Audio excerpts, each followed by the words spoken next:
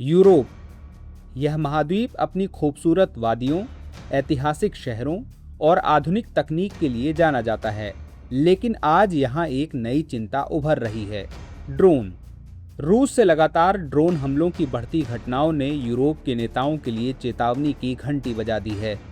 Poland, Estonia, Lithuania, Norway, इन देशों की हवाई सीमाओं में कई बार अनधिकृत ड्रोन गतिविधियां देखी गई हैं और इसी चुनौती से निपटने के लिए यूरोपियन यूनियन की अध्यक्ष उर्सुला वॉन डेर लेयन ने पूर्वी सीमा पर एक ड्रोन वॉल बनाने का प्रस्ताव की बात कही है। लेकिन क्या यह इतना आसान है जितना लगता है?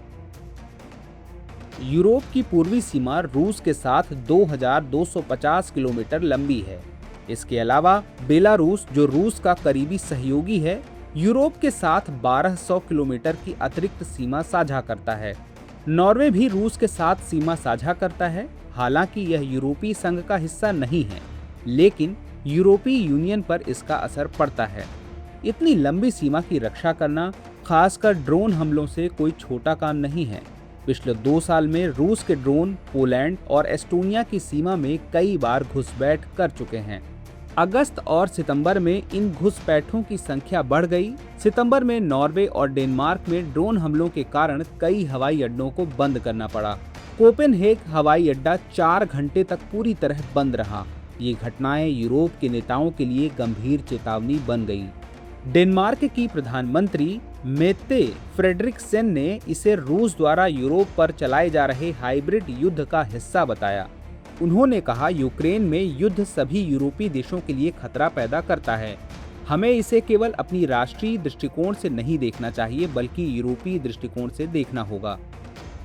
ड्रोन वॉल का मतलब कोई ठोस दीवार नहीं, यह एक जटिल नेटवर्क है जो ड्रोन हमलों को रोकने के लिए तकनीकी और रणनीतिक उपायों का उपयोग करता है। इसमें शामिल होते हैं बेहतर रडार सेंसर्स जो ड्रोन की पहचान कर सकें, अकॉस्टिक और इलेक्ट्रॉनिक जामर्स जो ड्रोन के कम्युनिकेशन और नेविगेशन को बाधित करें, काइनेटिक उपाय जैसे ऑटोमेटेड एंटी एयरक्राफ्ट गन और ड्रोन पकड़ने वाले नेट, आर्टिफिशियल इंटेलिजेंस जो वास्तविक खतरे और धोखेबाज ड्रोन में फर्क कर सकें। यह नेटवर्क यूरोप के फ्रंट लाइन देशों में स्थापित होगा ताकि किसी भी ड्रोन को यूरोपीय हवाई क्षेत्र में घुसते ही तुरंत ट्रैक किया जा सके और रोका जा सके। लेकिन समस्या यह है कि ड्रोन अब छोटे, तेज और सस्ते हो गए हैं। हजारों डॉलर की मिसाइल से इन ड्रोन को मारना अब व्यवहारिक नहीं है।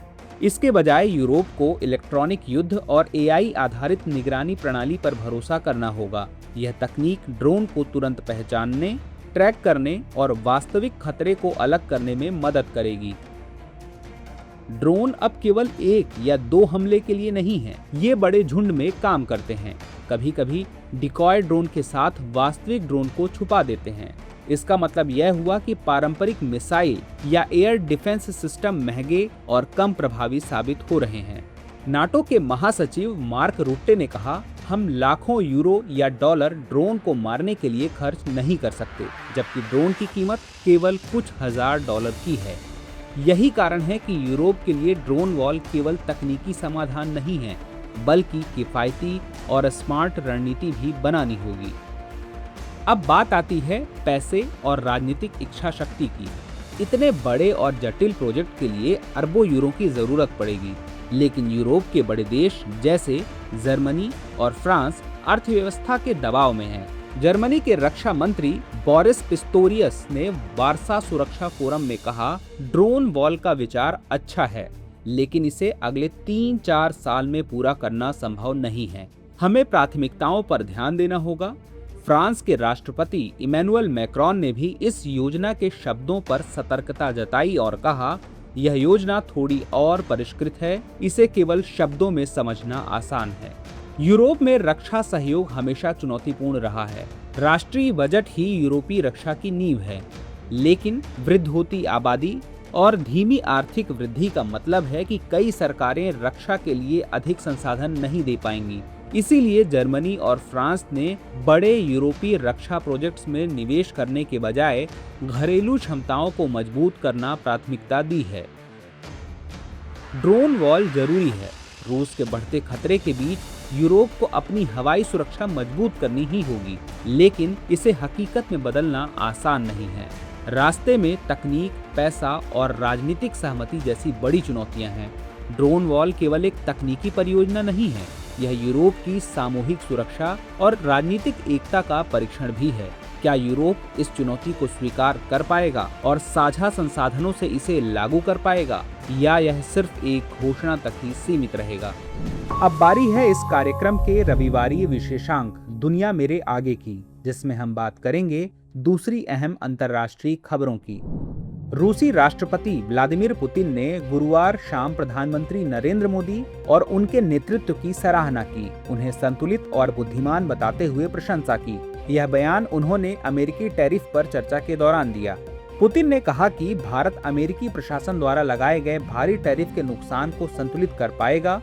सोची में आयोजित अंतर्राष्ट्रीय फोरम में पुतिन ने कहा कि भारत और रूस के बीच कोई भी समस्या या तनाव नहीं रहा और दोनों देशों ने हमेशा एक दूसरे की संवेदनाओं का ध्यान रखते हुए कदम उठाए हैं। फोरम में 140 देशों के सुरक्षा और भू राजनीतिक विशेषज्ञ शामिल हुए। पुतिन ने भारत रूस संबंधों को विशेष बताते हुए पीएम मोदी को अपना मित्र कहा और भरोसेमंद बातचीत में सहजता महसूस करने की बात कही।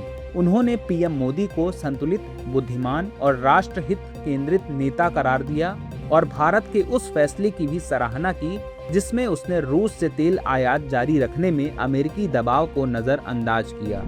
इस साल की शुरुआत में कई उतार चढ़ाव के बाद एलॉन मस्क दुनिया के पहले व्यक्ति बन गए जिनकी कुल संपत्ति लगभग $500 बिलियन यानी कि 41,07,500 करोड़ पहुंच गई है। यह सफलता सीधे उनके इलेक्ट्रिक वाहन कंपनी टेस्ला के शेयरों में उछाल से हुई है, जिसने उनके अन्य स्टार्टअप का मूल्य भी बढ़ाया है। मस्क की अधिकांश दौलत टेस्ला में उनके 12.4% हिस्सेदारी से जुड़ी है। टेस्ला के शेयर इस साल अब तक 14% से अधिक बढ़ चुके हैं और बुधवार को 3.3% की बढ़त के साथ बंद हुए, जिससे मस्क की संपत्ति में $6 बिलियन की बढ़ोतरी हुई है। कई महीनों तक व्हाइट हाउस में डॉज संबंधित पहल पर काम करने के बाद मस्क ने टेस्ला पर ध्यान केंद्रित किया। टेस्ला बोर्ड की चेयर रॉबिन डेनहोल्म ने कहा कि अब मस्क कंपनी में फिर से मुख्य भूमिका में है। हाल ही में कई ड्रोन दिखाई देने के कारण म्यूनिख हवाई अड्डा बंद करना पड़ा था।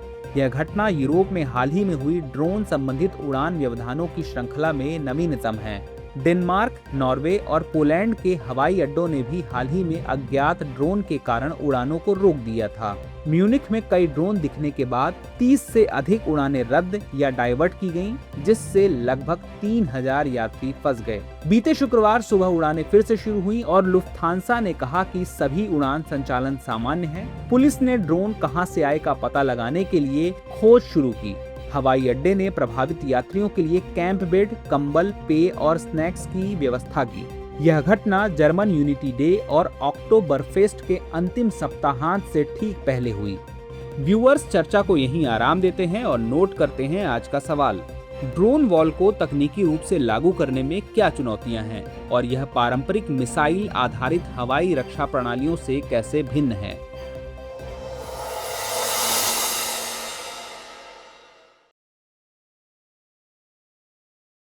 अब एग्जाम की तैयारी को और बेहतर करने के लिए हमारे चैनल को लाइक, शेयर और सब्सक्राइब करना ना भूलें।